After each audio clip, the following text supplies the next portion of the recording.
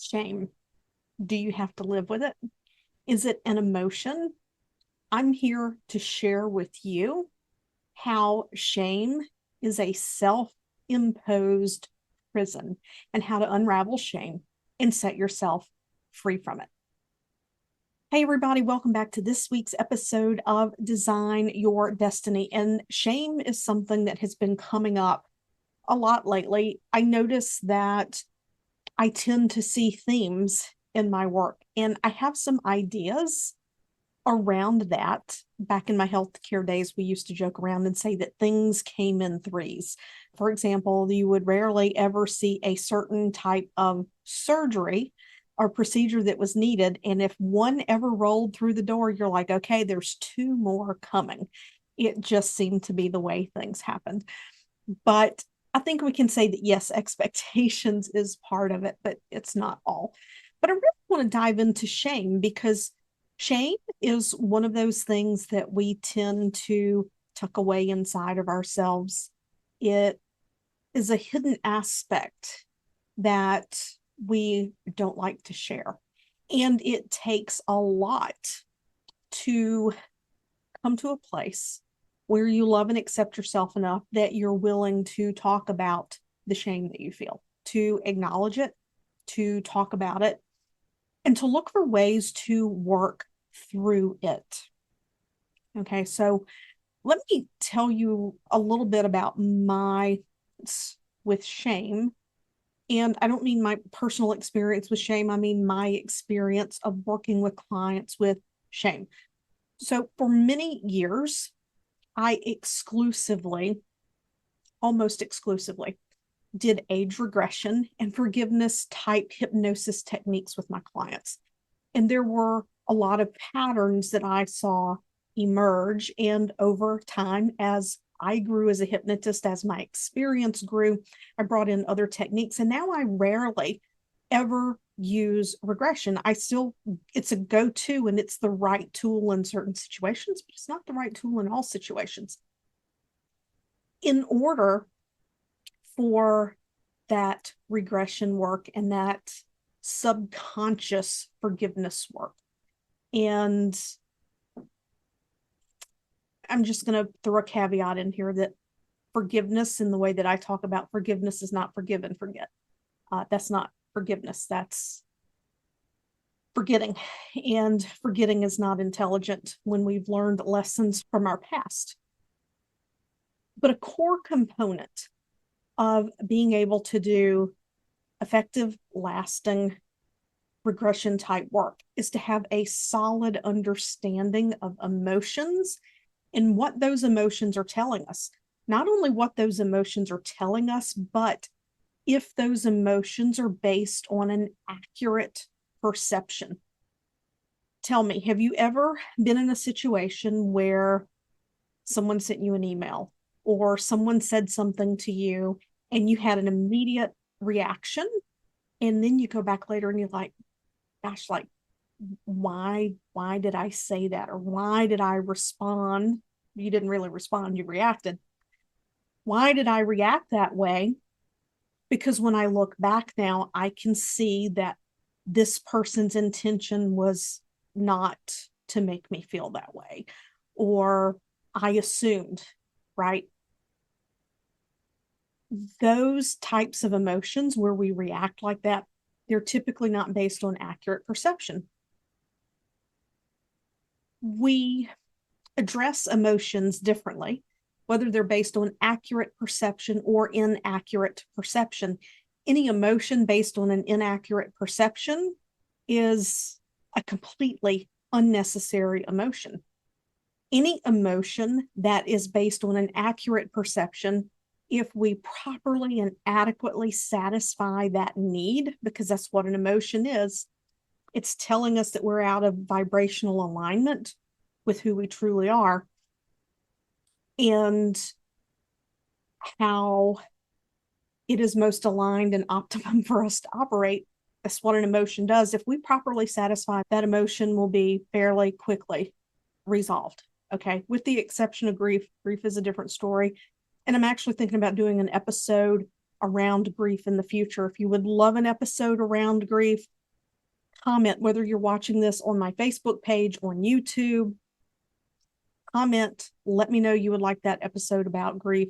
Even ask a question that you may have, and I will talk about it from an emotional aspect, not how to resolve it, but from an emotional aspect, because there's a natural process we have to go through.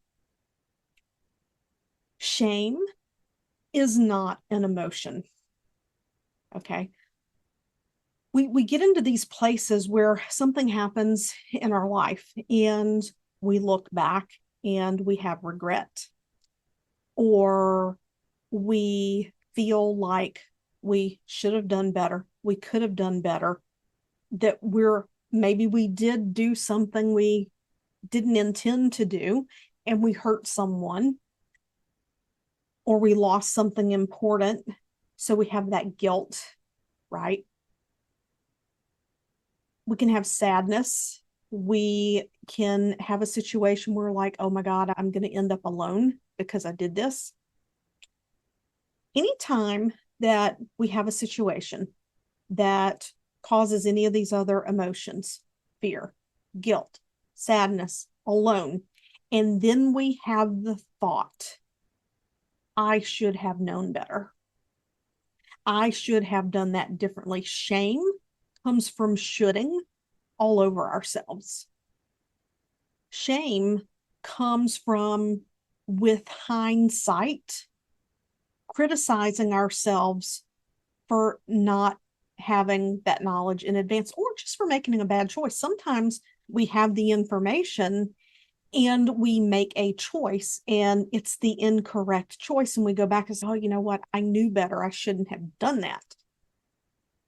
That happens to all of us, right?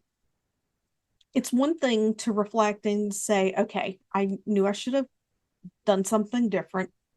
How do I avoid doing this in the future? Now, if you did something where you actually did something and you wronged someone, apologize, right? Make it right. That is how you resolve that emotion. You go make it right. But sometimes if we have past experiences around the guilt, the fear, the not good enough, the not lovable enough, I'm going to be left behind, left alone, no one's going to want to be around me. If we have old stories like that, then what can happen is we can freeze in that moment. We can bury our head in the sand, and then we don't take care of that guilt in the moment. And what creates shame, again, is what we think about that situation, what we tell ourselves about that situation. It comes from our expectations of ourselves and whether or not we meet those expectations. In a nutshell, shame is nothing more than harsh self-judgment. That's all it is. If you're ready to break that cycle of shame in your life, even if it's just a little bit of shame, right? It doesn't have to be a lot of shame. It can be a little bit of shame. Then there are some things that you can do. But I want to share with you a story about how shame can really impact us. I knew someone who was very successful in their career and profession. And within their career, they had made a misstep. And they knew when they did it that they were walking the lines of ethics. However, they were doing what they were doing in the ultimate best interest of what was involved. So the intent was good. However, the question of whether or not that ethics line was crossed came to light. And obviously the powers that be had to take a look at that and see, was this ethical boundary crossed? And this person was feeling an intense amount of shame, so much so it was paralyzing them in their business. It was creating anxiety. They were having difficulty moving forward because their emotional state was in the dumpster, right? Shame is a dumpster fire of an emotional state. It's one of the lowest vibrations we can have. And most people associate emotions with vibration, and that's true. What makes shame that lowest of vibrations is because it is a pig pile of emotions. It is a pig pile of the fear, the sadness, the not good enough, not being accepted. Am I going to end up being alone? It is all of those emotions, and it just sucks us right down because we get in a spiral. So this person and I, we had done some hypnosis work in the past, and they reached out to me and they said, look, I'm having this shame. Can you help me? Can you help me work through it? And I'm like, absolutely, let's do this.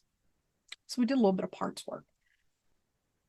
And through that process of targeting that one specific emotion, the source of the shame, as a child, this person had done something and did not know the potential consequences. Nothing bad happened. Okay, let's frame this up. Nothing bad happened.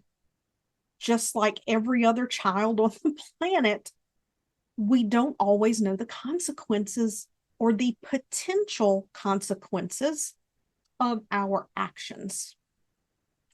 And so this person had done something just for fun to see what would happen, and nothing bad happened. However, the family came down like a ton of bricks. You should be ashamed. You could have killed the dog, right? And this person loved their pet, absolutely loved their pet. And in that moment of being told that they should be ashamed and that they could have killed their pet, there was an intense emotional reaction there because they had done wrong. They made a wrong choice. See the connection? The present day shame had nothing to do with the dog, but had everything to do with this intense attachment of shame to having made the wrong decision. So here they were again. They had made a decision, could have made a better, and everything turned out fine. Everything turned out perfectly okay. But in the mind, all of these different thoughts, all of these different self-judgments were wrapped up in a scenario where I made a decision and I didn't fully consider the consequences. And that's what can happen.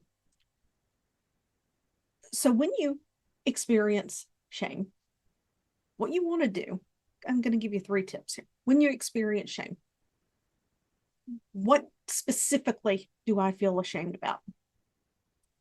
When you understand that, you follow that in with what specific beliefs do I have about this, right? What are the stories and the beliefs I have around this? So take, for example, the story I just shared with you. What specifically is causing me to feel shame? I made a bad decision and I should have known better. So then the next question is, what are the stories I have around making a wrong decision? What do I believe will happen because I made a wrong decision? And then that is going to give you a next level, right? It could be things like I may hurt someone. That's guilt, right? I may lose my license to practice medicine. Oh, that's fear. That's insecurity. I may be judged by my physician peers. They may think I'm a horrible person. Oh, there's acceptance. I'm going to end up being alone. I may lose the respect of my patients, right? There's another one. Now, just to be 100% full transparency, this person was not a physician. That is an example that I'm giving you. But you can see how once you have all of these different emotions lined up, you can address those emotions separately. You do not have to live with shame. Shame is self-imposed. We created ourselves. Yes, I felt shame in the past. And then recognizing that it's something that we do to ourselves that is so liberating and it is so freeing.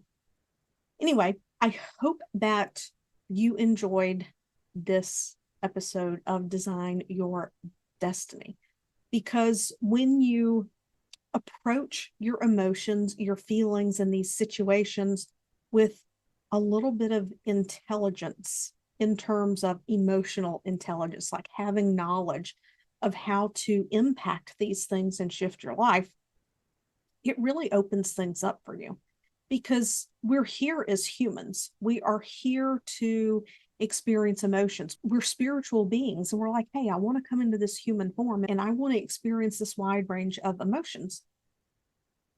The key is, let's not get stuck in them. When we recognize they're there, let's assess what they are so that we can move out of them and get back into that state of gratitude, that state of contentment, that state of peace that allows us to move through life and to make choices that continue to move us forward in life, that allow us to experience all of life and not be in fear-based responses, not be caught up in sadness and aloneness, because one, we're never alone, and we have the ultimate power to create a very fulfilling life.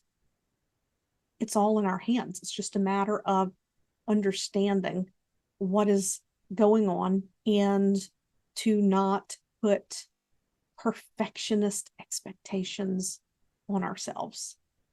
So anyway, I will see you next week. If you enjoyed this, please, if you're over on YouTube, like, subscribe.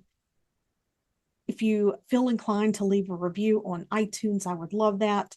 If you found this episode especially impactful, screenshot it, share it to Instagram, and tag me at penny.chason, because I know that I have never met anyone who at some point in their life didn't experience shame.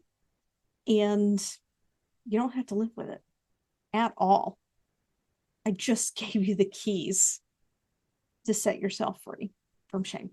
I'll catch you next time.